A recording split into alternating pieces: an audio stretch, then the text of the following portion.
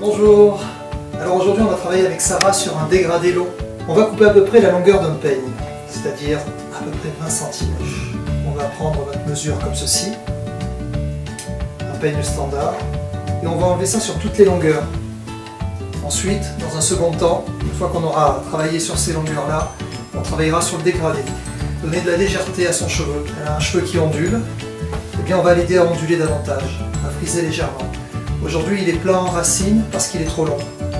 Le poids du cheveu écrase complètement les racines et donc du coup on a de l'ondulation qu'à partir d'ici. Et bien là en dégradant on en aura un petit peu plus long. Plus on dégrade, plus on aura du volume sur les racines. Pour cette coupe on va utiliser un ciseau droit et un peigne à dents larges. Quelques pinces pour séparer nos mèches. Un seul ciseau suffit, on n'a pas besoin de les épaissir. Ce ciseau sera suffisant. Le peigne à dents larges, on peut utiliser celui-ci, voire même celui-là, pour démêler un petit peu les cheveux. On va commencer par enlever le surplus. Ça n'a rien à démêler un cheveu qu'on va couper. Un peigne, surtout ici.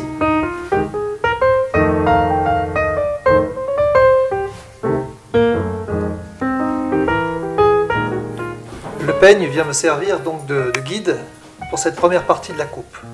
Je dégrossis simplement. Voilà. Donc j'ai pris toute la masse des cheveux.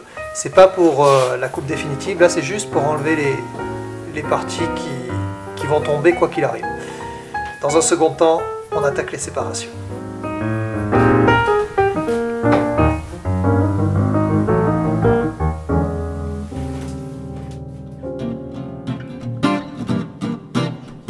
Première séparation, l'occipital. L'occipital, c'est l'os qui est un petit peu au milieu de notre nuque, hein, quelques centimètres au-dessus de l'implantation. Cet os un peu proéminent chez certaines personnes, moins chez d'autres. Donc il nous sert de repère. On trace une ligne qui part du bas de l'oreille gauche jusqu'au bas de l'oreille droite en passant par l'occipital. Le visage de Sarah est légèrement incliné vers l'avant, ce qui va nous permettre d'avoir une meilleure inclinaison des cheveux, car le galbe de la nuque, bien souvent, nous provoque des petites surprises après, hein, c'est-à-dire des cheveux plus longs, finalement, qu'on croyait avoir coupés, et qui dépassent du reste. Donc on fait pencher sur cette première séparation le visage en avant. Deuxième séparation, on se cale quelques centimètres au-dessus de l'occipital, une ligne horizontale qui va jusqu'à la tempe. Ça nous permet de commencer le travail de recouvrement. Sur ce second travail, sur cette seconde séparation, je me sers de la première mèche coupée comme guide. Donc là, je regarde, je trouve ma mèche et je m'aligne là-dessus. Je cherche à appuyer ma main à peu près contre le dos de Sarah, car si je l'élève, si je m'éloigne, je vais créer un petit dégradé. Là, avec le peigne, ça me permet vraiment d'être contre le dos et donc d'avoir les mèches qui recouvrent cette seconde partie, qui recouvre la première partie que j'ai coupée, légèrement, hein, plus longue que la première partie que j'ai coupée. Là, je fais passer la mèche par-dessus l'oreille. Ça va donner naturellement un peu plus de longueur à cette mèche. Cette longueur, on va la retrouver ici. On va voir tout de suite l'inclinaison de la coupe. Vous voyez, il y a une ligne descendante. Vous pouvez la garder si vous souhaitez faire un carré plongeant. Là, ici, je vais légèrement égaliser pour apporter la régularité, mais sans en couper trop. Voilà.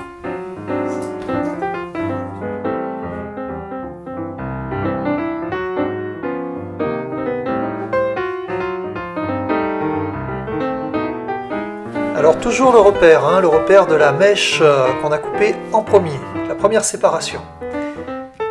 J'ai constaté avec mon ciseau, j'ai relevé un petit peu la seconde mèche, j'ai regardé, j'ai vu ce repère, j'ai coupé et maintenant je viens égaliser tout ça en liaison, c'est-à-dire tout simplement horizontalement.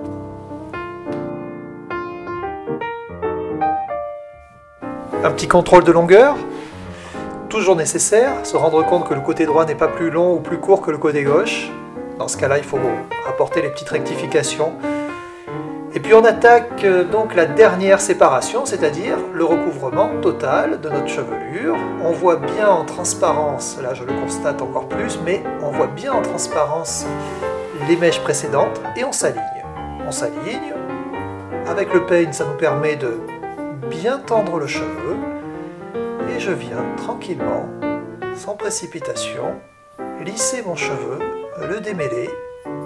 Sachez qu'un cheveu long ondulé, forcément, si vous le peignez mal, il va y avoir plein de cheveux à différentes longueurs. Donc c'est important de l'avoir assez raide quand même, sur la globalité de sa longueur, de bien le lisser.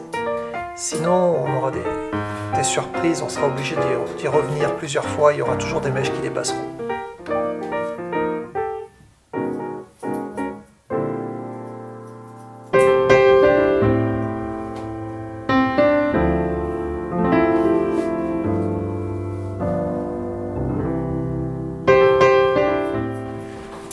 J'apporte les dernières petites rectifications à ma ligne de coupe, à mon carré.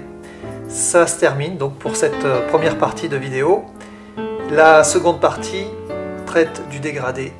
Donc si vous souhaitez prolonger l'expérience, eh bien cliquez sur la deuxième vidéo.